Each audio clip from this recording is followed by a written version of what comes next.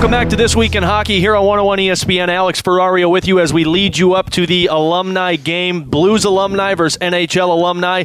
I can honestly say there is a lot of meat in this game on one side and kind of on the other with Cam Janssen. But a part of that is big number 34, Reed Lowe himself. Losey, how are you, buddy? I'm doing pretty good, and unfortunately I won't be playing in the game tonight. I work for the Blues alumni now, so there's just too much for me to do, and there's so many guys that were available to play. I just said, you know what, I'll just be a healthy scratch again. Well, and you know what, at this kind of brings back old memories, you know? Isn't that Jamie Rivers' Twitter profile? They kept me on the bench or in the locker room because that's the best place I was. Yeah.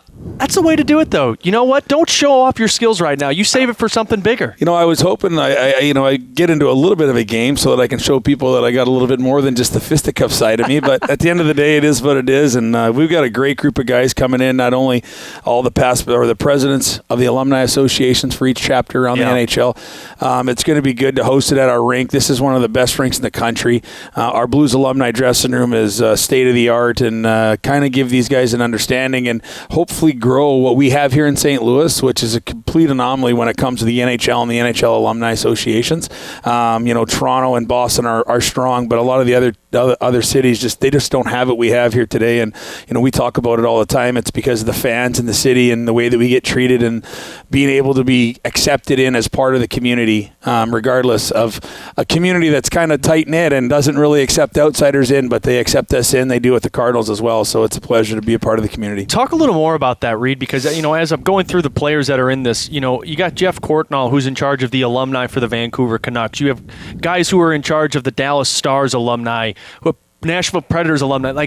That's something that goes on everywhere in the NHL. There's alumni associations, and they kind of work together, don't they? Because hockey's kind of like that small world where everybody knows somebody. Well, I think the one thing that we're seeing now, and about 2 years ago, the Alumni Association, the NHL Alumni Association was very small. It had a couple people working in an office, and they really didn't have the wherewithal to do anything. And Wayne Gretzky, Mark Messier, Chaser was a part of the group. They hired Glenn Healy to be their executive director, and they went into the NHL, and they said, listen, for years and years and years, you guys have been using our likenesses for the NHL Players Association, but whenever our guys that are retired need something, we don't get anything in return from you guys. And so they took those likenesses back and they gave them to the what we call the alumni, which is the NHL Alumni Association, and we've grown leaps and bounds in the last 2 years. And the whole idea is that there's not a lot of guys like you talk about the NHL today. Yeah, there's millions of dollars being spent. It's an $83 million salary cap or $81.5 or whatever it is. But in 1979, you're lucky to be making $25,000, which was a lot back then, but It's not a lot for the longevity of what your life truly is. And so what we're trying to do there is to grow that and then grow the chapters and get the guys to find a home, whether they go back to Canada to where they want to be or they stay down here or whatever the case may be, and continue to grow and continue to develop hockey in each of these cities, work for the community and continue to build that alumni association. And there hasn't really been a lot of leadership with it for really no lack of any other term in any of these cities. But, we're fortunate here in St. Louis to be kind of the catalyst of what they're trying to grow. They come in here. If you talk to Glenn Healy, he'll talk about how St. Louis is what they want all the cities to be. And, we've got 35 or 40 guys that live here. We got another probably 25 or 30 that come in here on a regular basis. We have our fantasy camps, and we have all the different things that we've done. And guys like Bruce Affleck, John Winsink, Mike Zook, Larry Patey, Blake Dunlop, Rob Ramage. Those are the guys that started back in the 70s and 80s when they retired here in St. Louis because of the opportunity that they were given by the fans and the businesses in this area for these guys to have a reason to stick around and raise their families here. And so we want to try and take that, and this is our opportunity with an all-star game here in St. Louis to really show what our alumni is about and to have something that everybody else comes in and looks at and says, I want that. Right. Is that the appealing part as a player? When you see that alumni association grow while you're playing for a team and you're like, man, I want to be a part of that. And that's why you grow that fondness and that connection to the team that you're playing on. I think it's without question, and I think that there hasn't been what we have here in some of these other towns, and that's what we want to show them that they can do by the guys sticking around and staying in town and being a part of the community. And I wouldn't know what it was about if it wasn't for the guys that were here before me, right? And our whole kind of a saying that we have is honor the past, right? Because all of the Red Berensons and all the Bobby Plagers and all the guys that came before us and through the 70s and 80s, those guys paved the road for all of us to have what we have today. And so we want to honor that. We want to respect it.